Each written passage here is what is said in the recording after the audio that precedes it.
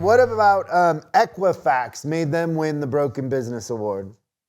Again, these credit reporting services treat customers as if they are,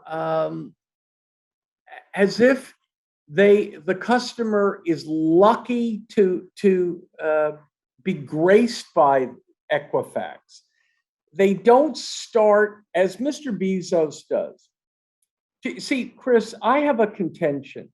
Most businesses in America today are not producing properly because they come at all questions, through the prism of what is good for the owner and what is good for the staff, right? So most businesses in America are faced with hundreds of questions per day. And almost all of them answer each of the questions predicated on, is it good for the owner? Is it good for the staff? Mr. Bezos says, I don't give a rat's what's good for the owner or the staff. I care what's good for the customer. If you treat the customer as the boss, as the divine inspiration for the business, listen to me. I said divine inspiration. How would you treat something divine? Well, with great care, with great reverence, wouldn't you? If you treat the customer as the all-important divine inspiration, don't you worry about the owner. Don't you worry about the staff. That'll all work out. But worship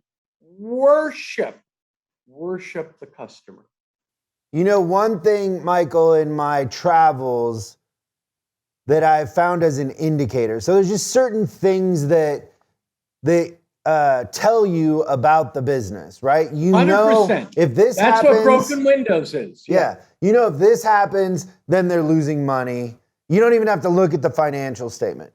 One thing that always tells me the culture is broken, and most of the time they're dramatically underperforming or they're losing money, is if the owner of the company says to me, if you take care of the people, they'll take care of the customers. So if you take care of the employees, they'll take care of the customers. Never have I seen that have a positive outcome on the customers. Correct. It is 1,000% correct. It's a brilliant insight, and it shows a mindset of an owner that's simply trying to respond to an issue through a slogan, not through hard work. Or their parents didn't tell him that they loved him enough, and he's looking for validation and love through his employees, not the customers. That's brilliant, Chris. So many owners have the almost pathological need to be liked by their staff. Yeah. They want to be popular. Well, they're not running for prom king or queen. They're running a business. And by the way, I've often said, Chris, I hope you agree with this, but I'll ask you. If you own a business in America, and somebody refers to you as either tough or cheap, the proper response is thank you. Okay? If you own a business in America and someone refers to you as tough or cheap, that means you're doing a good job. What the hell do you think you have to do to own a business? Well, I also don't want this to be lost on people, because I know that that you have the same outcome, that people that work for you enjoy working for you, and you make them better by working for you. But 100%. The idea that you can't like the people that you work with is not in conflict with the customer having a great outcome. But if the customer is the focus, and everybody really pay attention to this, if the customer is the focus, you will attract employees that have the same passion for customers that you do, and then you will in turn like them. But if everybody's sitting in a room trying to be liked, the customer becomes irrelevant. Nobody's paying attention to the customer. So you can still have both. You just have to have a common goal and have a common belief system. And you can't always program that into people. Sometimes you need people, you got to go recruit some new people that share that passion for customers. Well, let me just make a couple of references because I agree with what you're saying. I would only emphasize it a little differently.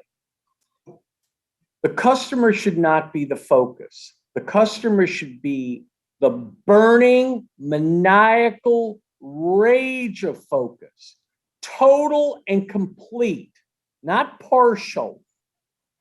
Second, Steve Jobs said something brilliant when he was alive. He said many things that were brilliant, but I think this is one worth repeating.